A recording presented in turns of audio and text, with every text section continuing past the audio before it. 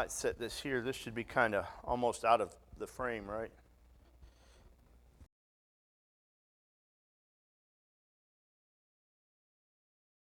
So glad to see everybody here tonight, and those who are online watching the streaming video who might catch up with it later on.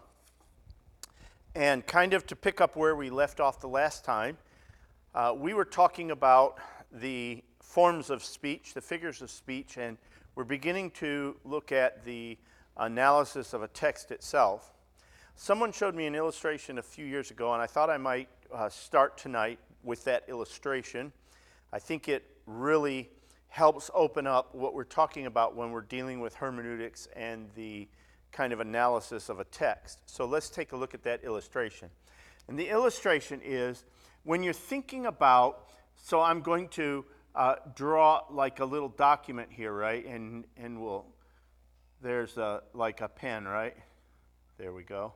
Feather pen, even though probably at the time, if you're dealing with like Moses or whatever, it probably wasn't a feather pen, it was probably a reed pen, but everybody gets the point like this, right? So, and here's his document, he's drawing, he's writing, and he's writing along, and of course, since this is Hebrew, it would all be filled in up to the point where he's writing now, okay, from the bottom up, right?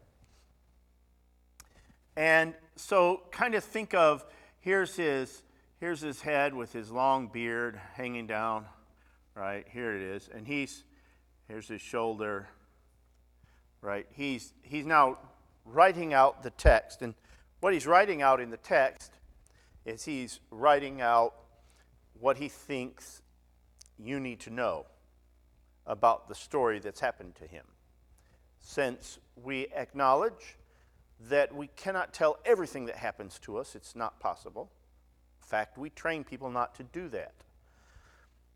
If you've ever had a child who turned like 4 or maybe 5, somewhere in that age range around 4 or 5, some kids a little later, like 6 or so, they decide one day that they need to tell you about their day, and when they do, they start their day at like the first moment neurons fire in their head, and they cannot leave out any details. And you can only take that for so long before you're like, okay, wait a second. Tell me I just want to know the heart of what happened. I don't need to know all the rest of that stuff. And so we teach them how to communicate with us by leaving out a lot of detail so that we can get what they're talking about.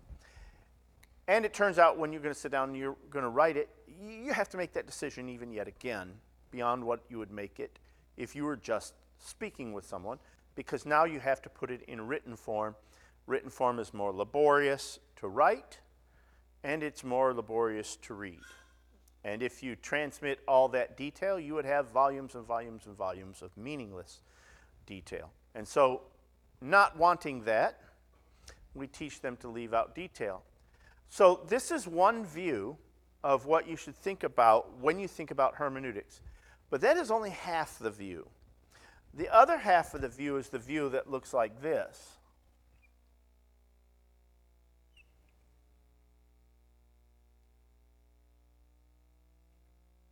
And that is the one who's doing kind of the meta story, if you will, right?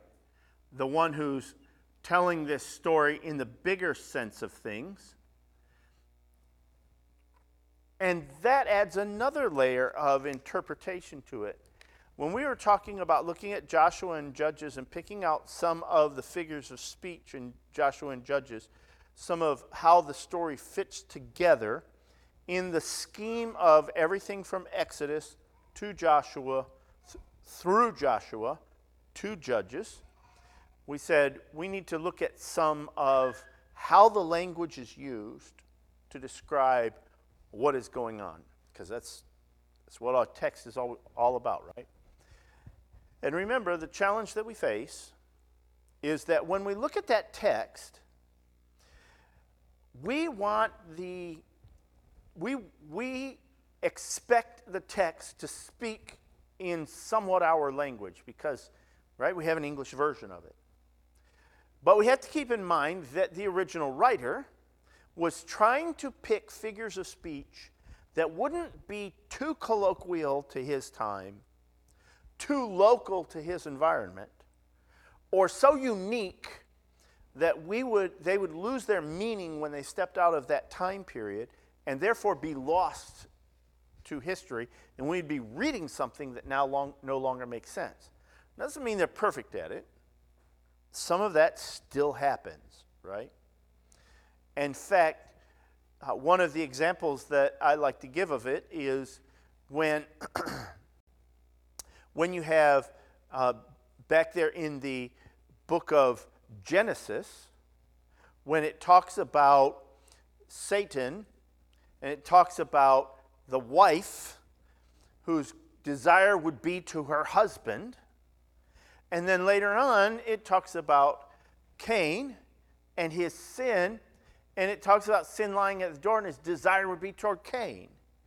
And so there's this thing about his desire, your desire will be toward him or his desire will be toward you, that is a figure of speech. And in order to kind of get a sense of what he's talking about, you need to sort of unlock that figure of speech a little bit. And some of it is very old way of putting together a figure of speech. And therefore, you have to do a little bit of research, a little bit of legwork to figure that out. So with this as an illustration of what we're dealing with hermeneutics, that is, not only are we dealing with someone who wrote the text, but we're dealing with someone who wrote the text. We will find that in Joshua and Judges. So I won't ask for a show of hands who did their homework. I'm assuming it was a pretty busy period for everybody, and so it might have been tough, right? We actually got together. All right. So tell me about hornets. We did not discover anything about hornets. Okay. You didn't find anything about hornets. Okay. So somebody pull up Exodus 23:28. In fact, you know what? It'll probably be better for me since we're recording. So Exodus 23. Let me get there for us. Here, Exodus 23.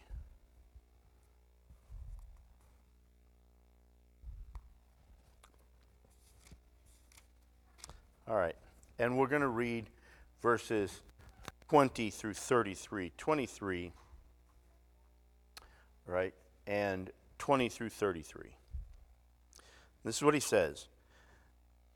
Behold, I send an angel before you to keep thee in the way and to bring thee into the place which I have prepared. Beware of him and obey his voice. Provoke him not, for he will not pardon your transgressions. My name is in him. Where did we find that angel in the book of Joshua? Anybody know? Okay, we need to find that angel. This is an important character, and he's given us this character. We need to find now who this character is, and then how they handle this character that's been given to them, right? So, then he says, For mine angel shall go before thee, and bring thee in unto the Amorites, and the Hittites, and the Perizzites, and the Canaanites, and the Hivites, and the Jebusites, and I will cut them off. Thou shalt not bow down to their gods, nor serve them, nor do after their works, but thou shalt utterly overthrow them, and quite break down their images. And ye shall serve the Lord your God, and he shall bless thy bread and thy water, and I will take away sickness from the midst of thee. There shall nothing cast their young, nor be barren in thy land. The number of thy days I will fulfill. I will send my fear before thee, and will destroy all the people to whom thou shalt come, and I will make all thine enemies to turn their backs unto thee. What's he mean by turn their backs unto thee? Flee, run away, right? That's what he's saying. And the next verse then, 28, And I will send hornets before thee, which shall drive out the Hivite, and the Canaanite, and the Hittite from before thee. I will not drive them out from before thee in 1 year, lest the land become desolate, and the beasts of the field multiply against thee. But little and little I will drive them out from before thee, until thou be increased and inherit the land. I will set thy bounds from the Red Sea, even unto the sea of the Philistines, and from the desert unto the river. For I will deliver the inhabitants of the land into your hand, and thou shalt drive them out before thee. Thou shalt make no covenant with them, nor with their gods. They shall not dwell in thy land, lest they make thee sin against me. For if thou serve their gods, I will surely be a snare unto thee. So I want to kind of examine the picture that this set of words has given us. And so I want to draw it. I want to do it very simply. I don't want to use a whole map with the boundaries on it, because I don't think that is necessary for us to understand the passage. If you had never seen the boundaries of the Promised Land, if you had never seen, or Israel at that time, or the ancient Near East, the passage would still be able to make sense to you. So let's see about it. So let's just draw it as a square. And you are going to make an entrance to this square from some direction, and because we tend to read from left to right, we'll just draw it that way, okay? So we'll open up a little bit there. We're going to go like this. This is our incursion into the land. And what he's saying is that the inhabitants of this land are going to flee like this. Right? That's what he's saying.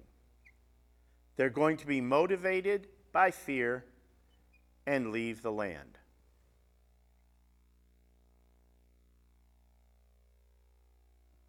Now, in our modern society in which there is no fear, supposedly, this seems cruel in itself. You mean you're going to have all these people who are living peaceably in that land right now, and you're going to stir up in them or incite in their midst such a dramatic fear of you that they run from before you and run out of the land. And the answer is, that's actually not a bad option, is it? That's actually kind of a good option. If you owned that land and those people were sitting on it, well, you have certain options available. You could go in and kill them all. You could decide to prosecute them all in some way. Or you could drive them off the land. You could motivate them strongly to depart, leave your property alone. Now, we who in this day are kind of in a society that seems to be becoming more secular, that society looks at driving someone off a piece of land because God said, I can have it. Even though you live on it now and you claim ownership to it, God told me I could have it, so I'm driving you out. That seems awful to our modern mind. And I understand why, don't you? I get it. I wouldn't want it if Russia came in tomorrow and said, God told us we now own all of North America and you all need to leave. Right? If they did that, we would be, I guess we're going to have to start a war, fellas. We'd start a war with them. And I can understand that too. But that isn't the point here. Because it presupposes that in this telling of the story, there really wasn't a character named God. And God, in this story, was as made up for the Israelites as some God would be in our minds today.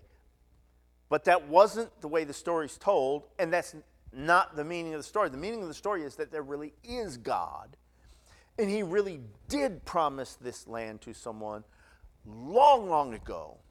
He essentially deeded that land to someone, And therefore, everybody else who isn't related to that person's inheritance doesn't belong on that land and should vacate.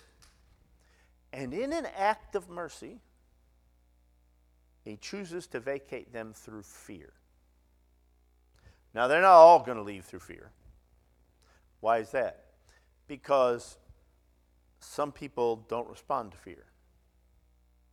And therefore, they ended up being slaughtered or driven out physically instead of through fear, through physical intimidation or death instead of through fear. And I would love to take 15 minutes and deal with the issue of fear right now and why it's a good thing that you should have fear and why you should be afraid of the right things, but I won't take that time right now. Fear is a good thing to have. I know we live in a time when fear seems to be a bad thing to have in modern Christianity, but I think that's more seeping in from society than rising up from within the Bible. There's one and only one place in our life in which we have no fear, and that is in our relationship with the Lord, because his perfect love casts out fear. And therefore, in our relationship with him, we have no fear of being condemned. We have no fear of being left. We have no fear that we might disappoint him so bad that he would no longer want to have a relationship with us. In that relationship, we have no fear at all. We are perfectly comfortable in that relationship. But there are plenty of other places in life where we ought to have some fear. We ought to behave ourselves with a motivation from some fear. But I won't go into that because it'd take too long. I want to say that this is the picture when we're here in Exodus and 23, 20 through 33. The word picture that we have been given has been the word picture of driving the inhabitants out of the land. And we were given a sign and we were given a promise. And when I say we, I mean the readers of the text, not you and I. That was Israel then, that was actually inheritors of that promise. But as readers of the text, we were given that sign of an angel and promise that the people would be driven out from before you. And also, we were given a caveat. And that caveat was, it will not all happen really fast. It will take some time for this to occur. And the justification for that was, we don't need the country to become wild again. God wanted them to go in and inhabit a country that had already been tamed by their predecessors or by the previous occupants. And they could go in and just inhabit that country. So those are all the principles that we got from reading that. This movement in is, however, primarily the one that we want to focus on. So now we know, we've seen that concept. So we'll draw it here. I'll draw it like this. Let's see. Right.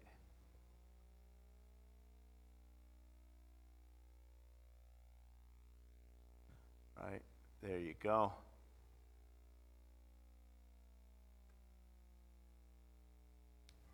Right. Hornets. So tell me about hornets. They have stingers. What's the difference between a hornet stinger and a bee stinger? What's that? They don't fall off. They don't lose them. They're not barbed, is essentially what it is. It's a smooth stinger, not a barbed stinger, allowing the hornet to be able to sting multiple times without losing its stinger. One of the problems with a bee sting is often the stinger comes off in the flesh and the venom pouch remains attached to that stinger. So that if you grab it with a pair of tweezers to try to pull it out, you end up injecting more of that bee venom into your body. So, but with hornets, it's not so. So he says, I'm going to send hornets. So what do we think hornets are? Now, we're just speculating here, because he doesn't actually ever interpret that for us. But we're just kind of trying to look at the passage, Think about all the things that we read there. And what do we think hornets are then?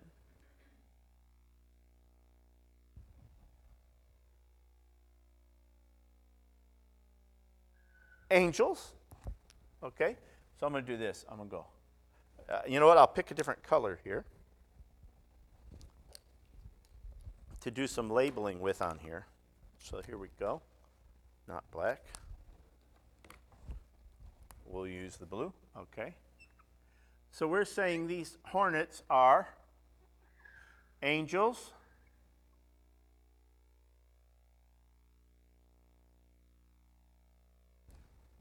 Anything else?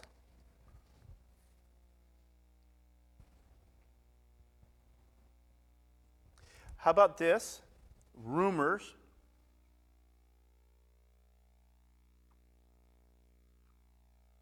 Rumors. And we could put it in a very broad category of things to fear. Or things that cause fear. Now, the reason that we know that we can put rumors actually comes a little later when we get over to the book of Joshua and he sends in the spies. And Rahab tells them this. She says, we heard of, and our hearts are afraid.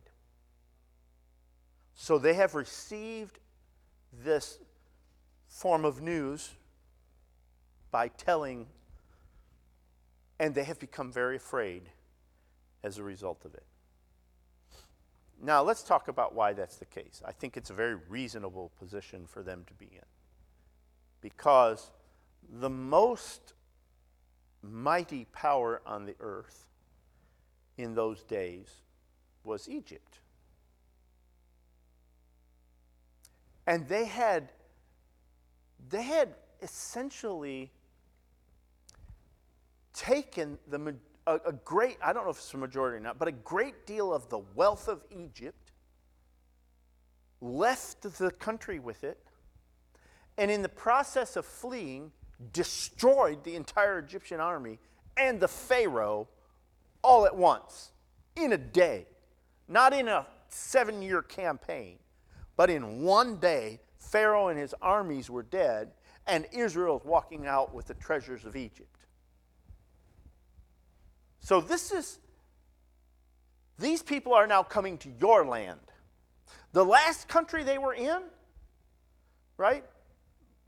Major country that they were in, if you were to tell the story, it would seem like they pillaged the country, killed its king, and wiped out its army, and then just left the country desolate and walked away from it. That's the way you would hear the story.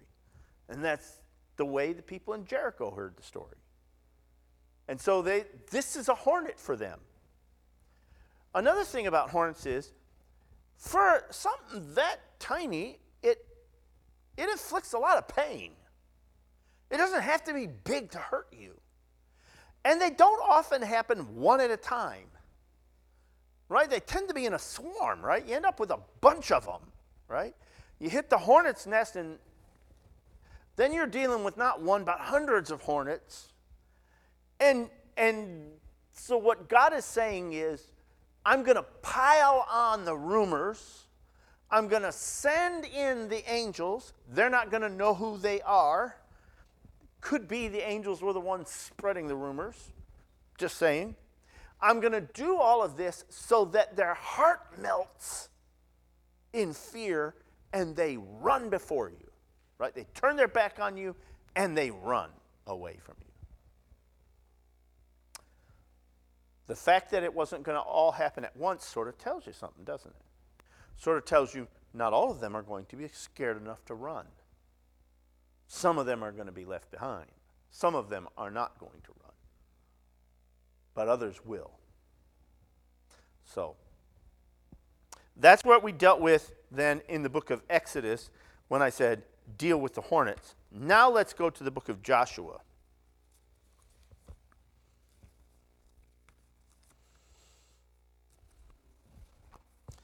Let's see. Did anybody find yet the angel for me? He's in the book of Joshua.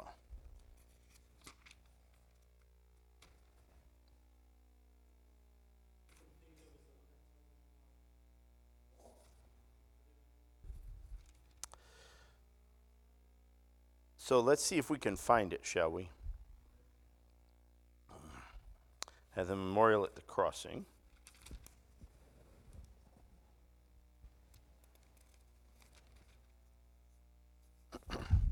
How about chapter 5 and verse 13?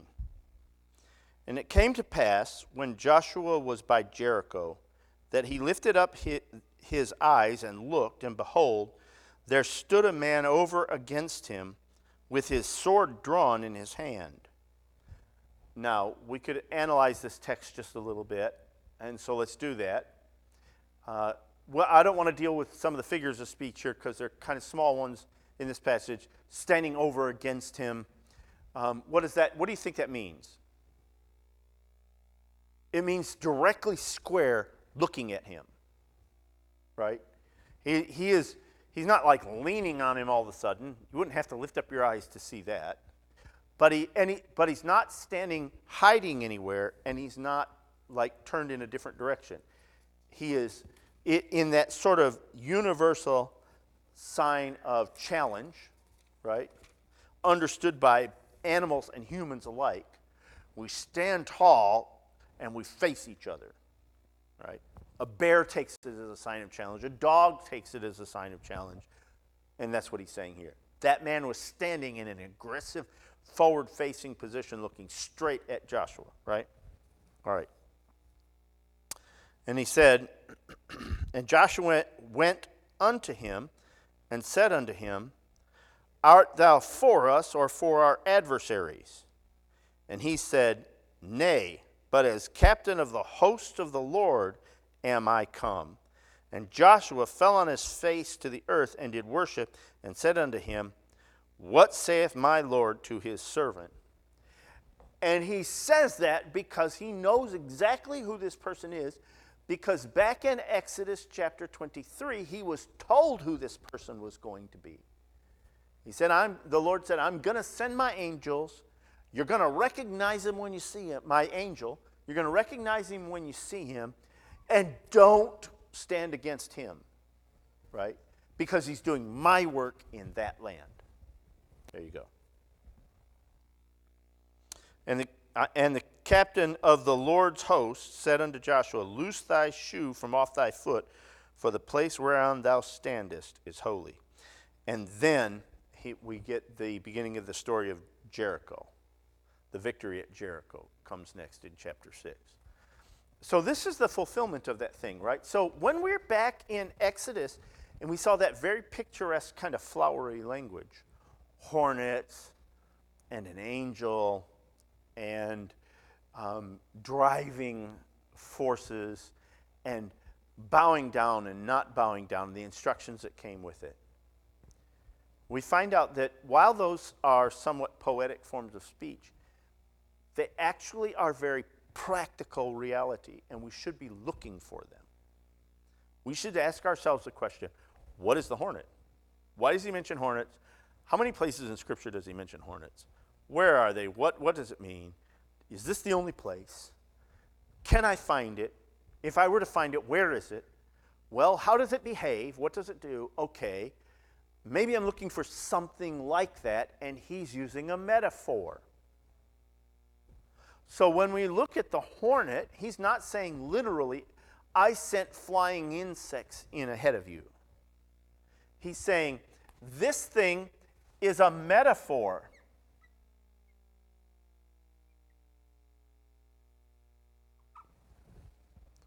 These hornets are a metaphor, and I want you to understand the metaphor.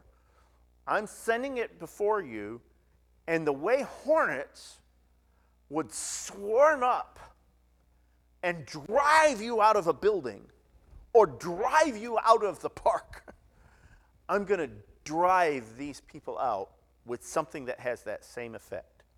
Small, not normally noticed, going after them, and driving them out. Okay.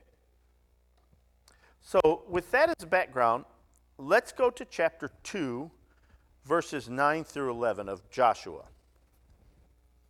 And when I want to start picking out some interesting structures in the text of what we find in Joshua, and I want to start doing some comparisons of the text, because this is what hermeneutics is about. What is the text that we have in front of it? How is it structured? What is it like?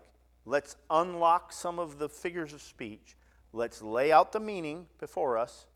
Let's see what he's got as far as things like, forms and motifs.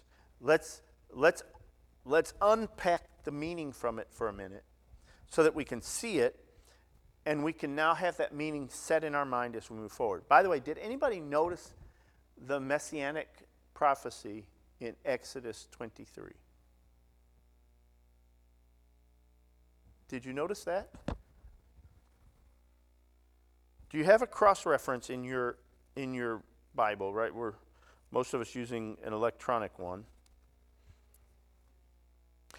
Exodus 23, verse 20. Behold, I send an angel before thee to keep thee in the way and to bring thee into the place which I have prepared. Okay, take a look at that over time and see if you find a cross-reference for that. This is actually picked up again in the book of Psalms. And then somebody quotes this to Jesus as a promise to the Messiah.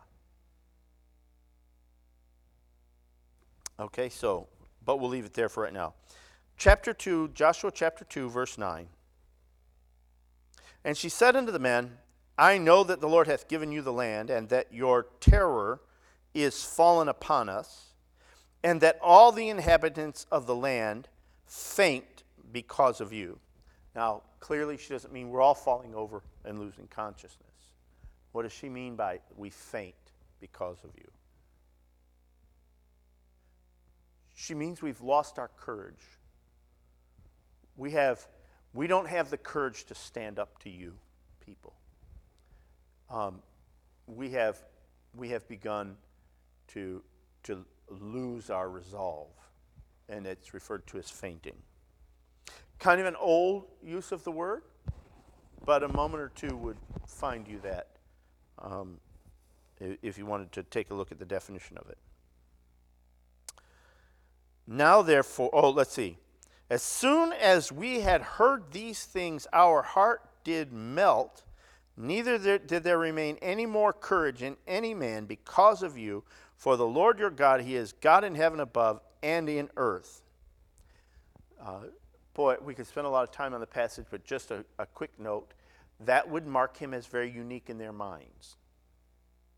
Right? Because all the other gods that they had were gods that were local to something.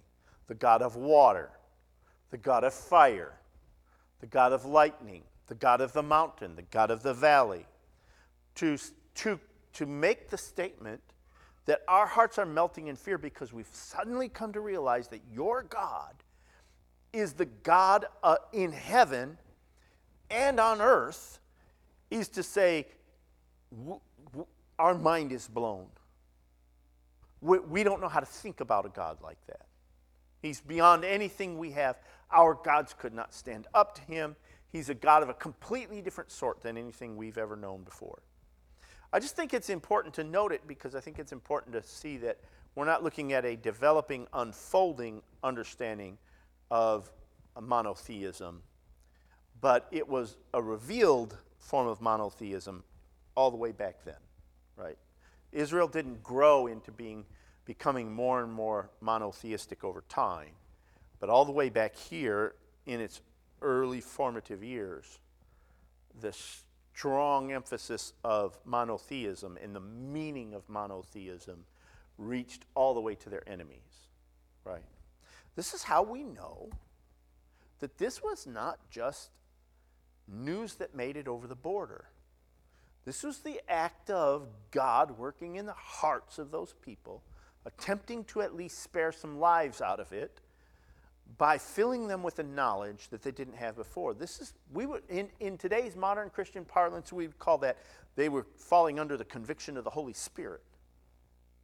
Because now they knew something about God that they had not imagined could be true before.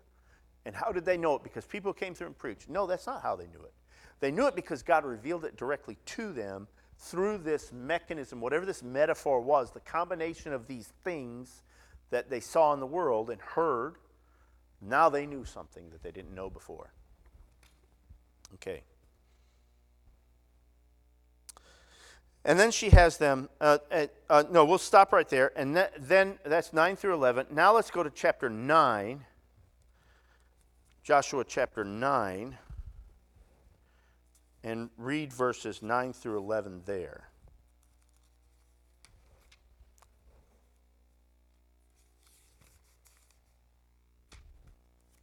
Okay, Joshua chapter 9, verse 9. And they said unto him, and this, by the way, is, these are the Gibeonites who are pulling the wool over their eyes, so to speak, right? Who are fooling them at the time. So this is the second testimony now from the Gibeonites, 3/4 of the way across the country. Almost all the way across the country, in fact. And he says, verse 9, and they said unto him, from a very far country thy servants are come because of the name of the Lord thy God, for we have heard the fame of him and all that he did in Egypt, and all that he did to the 2 kings of the Amorites that were beyond Jordan, to Sihon, king of Heshbon, and Og, king of Bashan, which is at Ashtaroth. Wherefore our elders and all the inhabitants of our country spake unto us, saying, take victuals with you for the journey, and go and meet them, and say unto them, we are your servants, therefore now make ye a league with us.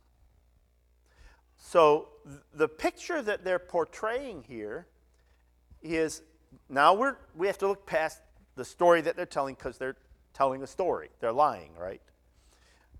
They're not from a far country, and their elders didn't tell them to do this. These are the princes of the Gibeonites, and they've chosen to do this. And the real reason for it is verse 24.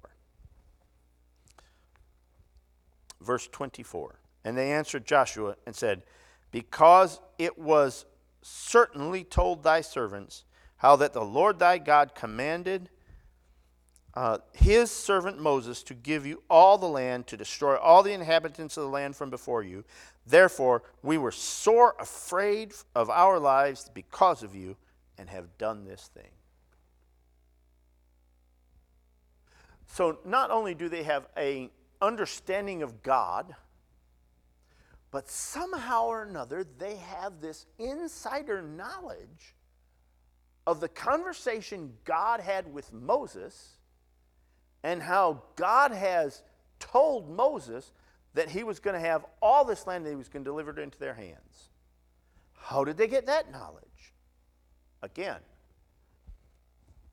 we can make a lot of assumptions about, the rumor mill and things like that, but I don't think the rumor mill is that efficient. I think this is clearly the act of God revealing to people, in an attempt to be merciful, you are going to leave, no doubt about it. You do not have to die. You can flee. Again, I say, in our modern mind, that sounds like an awful thing, an awful way to handle it. But in reality, they had actually been prepared for this for a very long time. And they knew it was coming. It was inevitable for them. And it was merciful.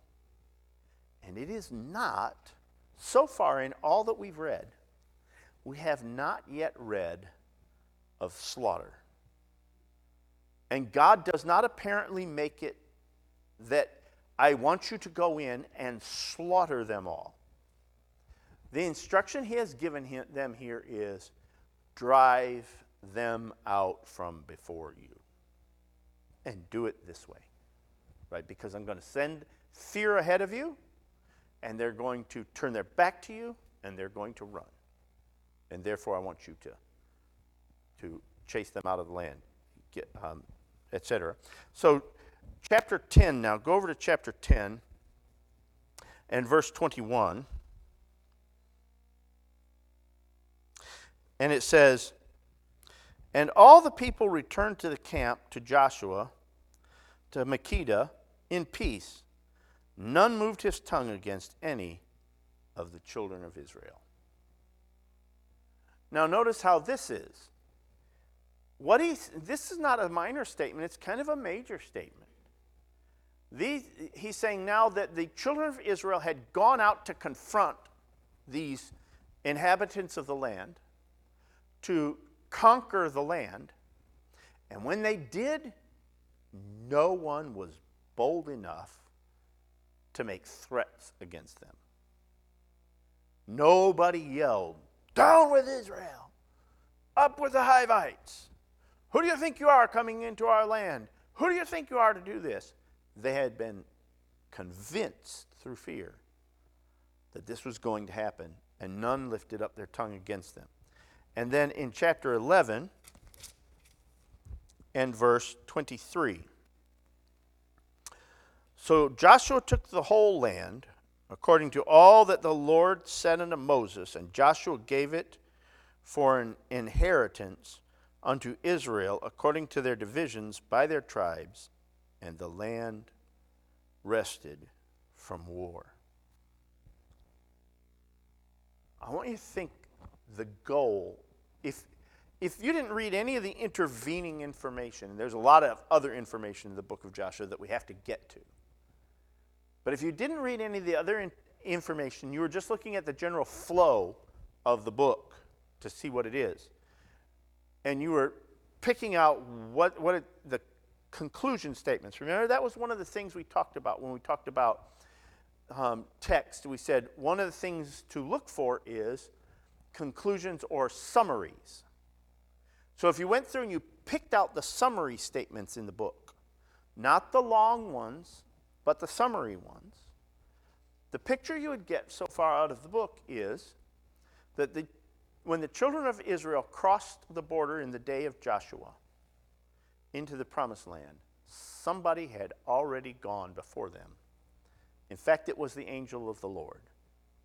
And he had revealed to the people that God was the God of heaven and earth, and that was already enough to shake the foundations of all that they knew about the world at the time.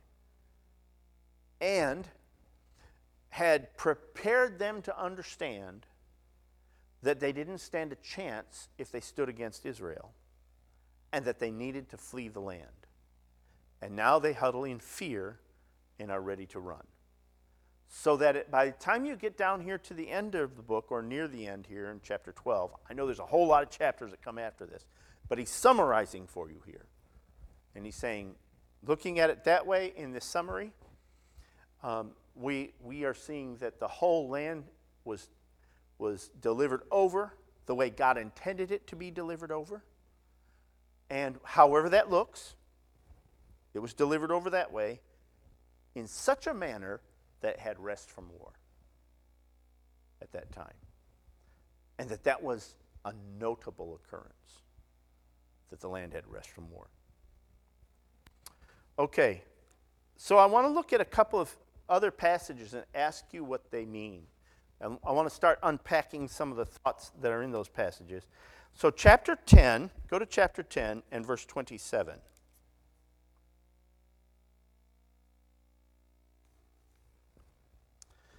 "And it came to pass at the time of the going down of the sun that Joshua commanded, and they took them down off the trees and cast them into the cave wherein they had been hid, and laid great stones in the mouth of the cave, which remain until this very day."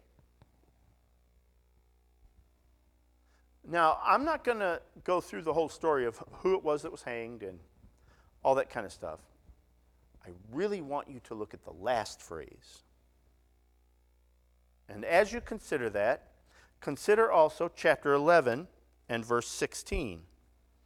"So Joshua took all that land, the hills, and all the south country, and all the land of Goshen, and the valley and the plain, and the mountain of Israel, and the valley of the same.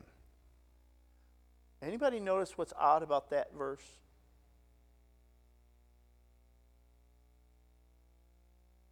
What is odd? There's a phrase, 3-word phrase in that verse that seems odd for Joshua. Okay, while you're thinking about that, we'll come back and visit it again. Go to chapter 15. I want you to see the pattern, 15 and verse 63. As for the Jebusites and the inhabitants of Jerusalem, the children of Judah could not drive them out, but the Jebusites dwell with the children of Israel, with the children of Judah at Jerusalem unto this very day, or unto this day. And I want you to again notice the last phrase in the verse. And then let's go to chapter 16 and verse 10. And they drove not out the Canaanites that dwelt in Gezer, but the Canaanites dwell among the Ephraimites unto this day and serve under tribute. And then one more, chapter 24.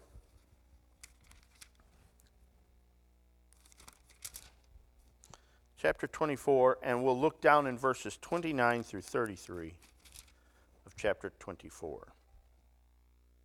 And it came to pass after these things that Joshua the son of Nun, the servant of the Lord, died, being 110 years old. And they buried him in the border of his inheritance in Timnath-Serah, which is in Mount Ephraim, on the north side of the hill of Gaash. And Israel served the Lord all the days of Joshua, and all the days of the elders that overlived Joshua, and which had known all the works of the Lord that he had done for Israel. And the bones of Joseph, which the children of Israel brought up out of Egypt, buried they in Shechem, in a parcel of ground which Jacob bought of the sons of Hamor, the father of Shechem, for the 100 pieces of silver, and it became the inheritance of the children of Joseph.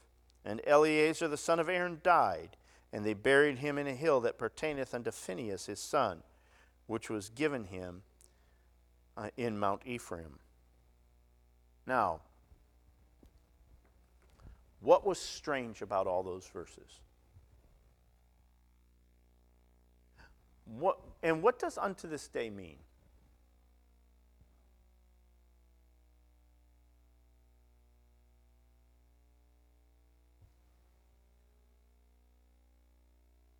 Let me see if I can put it this way, right? Unto this day. Unto this day is a looking back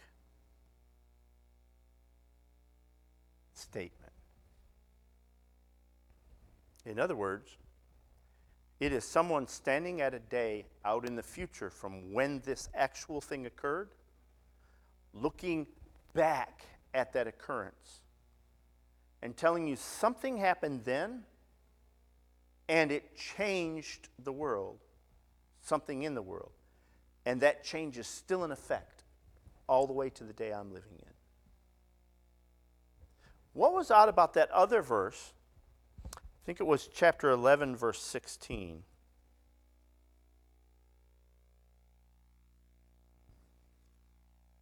Read that one for me.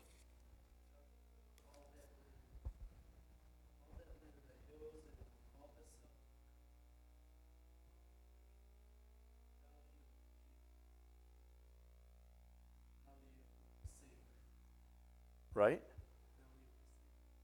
No. It's not the valley that's the issue. It's the mountain of Israel that's the issue. What is the mountain of Israel?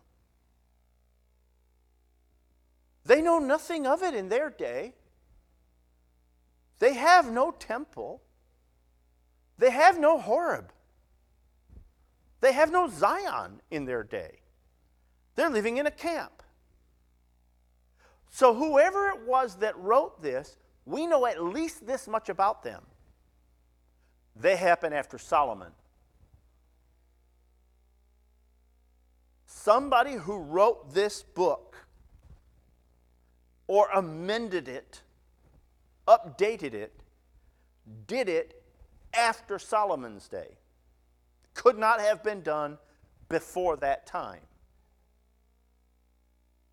Now, I think that's kind of important. I think there's some value to looking at the book of Joshua and saying, the book of Joshua is not a step-by-step record written by Joshua. It is instead that picture that we drew in the beginning of a script being written within a script that's being written, right? There's one here and there's one here, right? That is, Joshua clearly recorded, Joshua and the historians who were with him at the time, clearly recorded some of the things that were going on. They clearly recorded how this conquest was progressing, what people were actually saying to one another in this event. Joshua apparently maintained some form of a diary because he has this encounter with the commander of the Lord's armies all by himself, and yet we have a nearly word-by-word transcript of it, right? Or at least we have the representative transcript of that conversation, that encounter. So whoever put this book together, this is an important thing to note, is backcasting.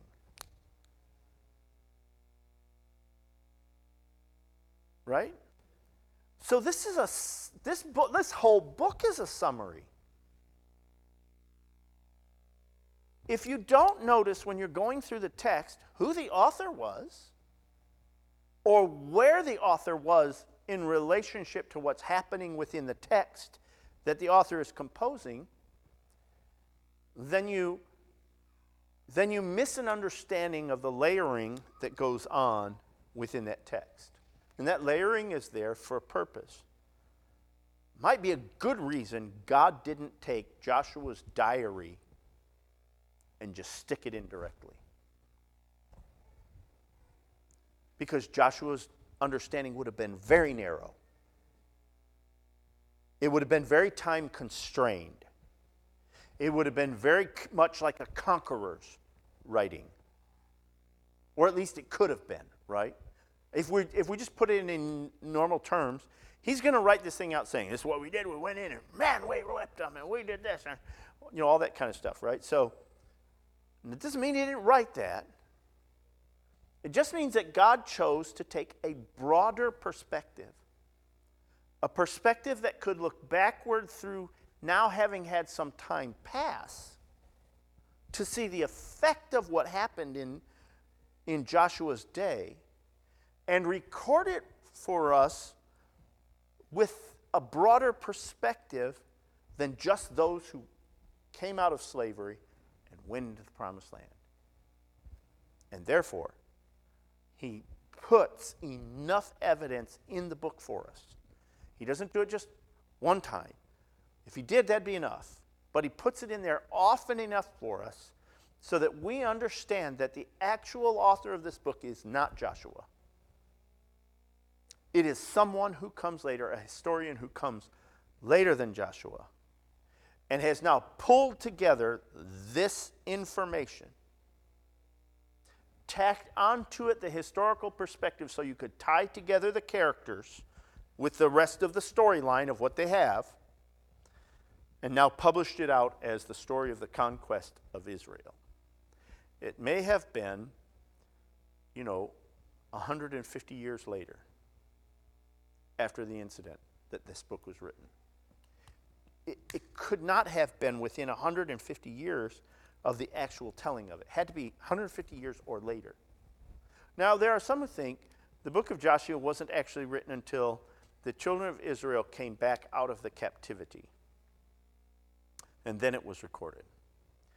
I have a tendency not to accept that supposition.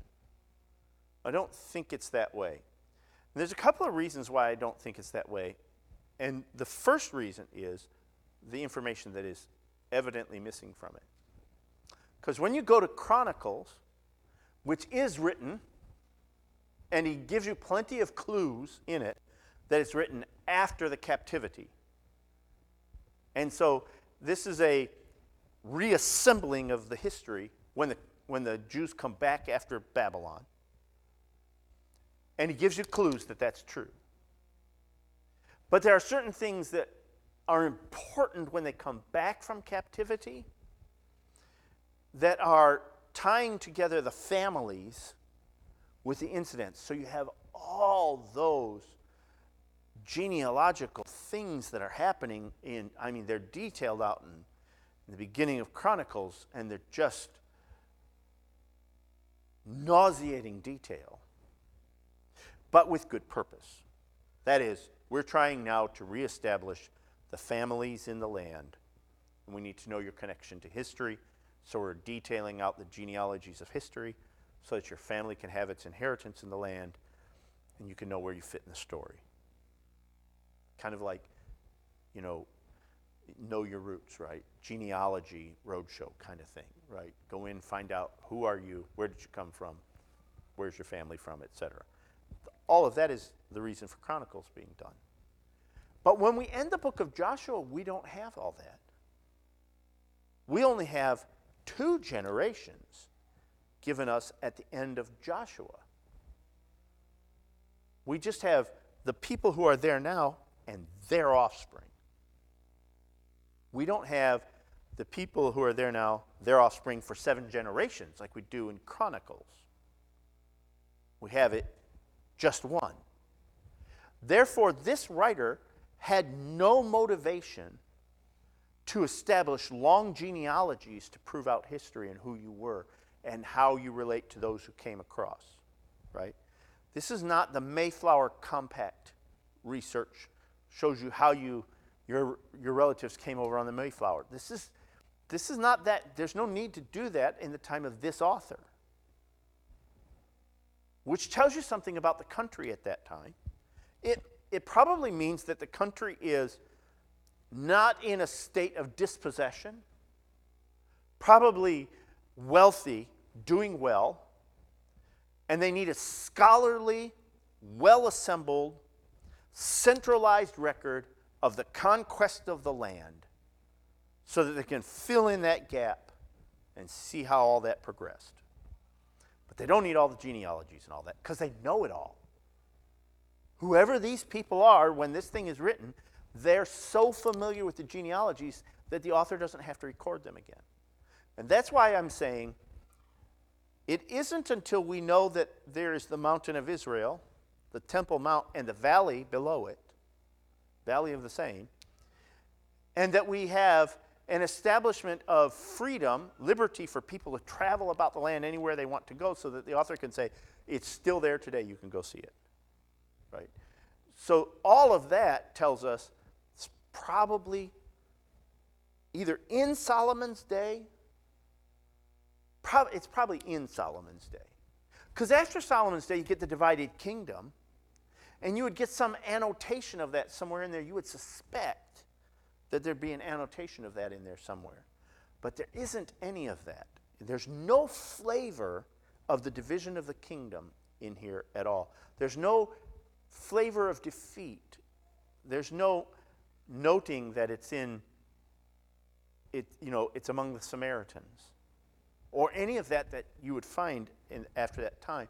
Instead, it's written as though this were a very well-researched scholarly work in a wealthy and secure country. It was written in Solomon's time.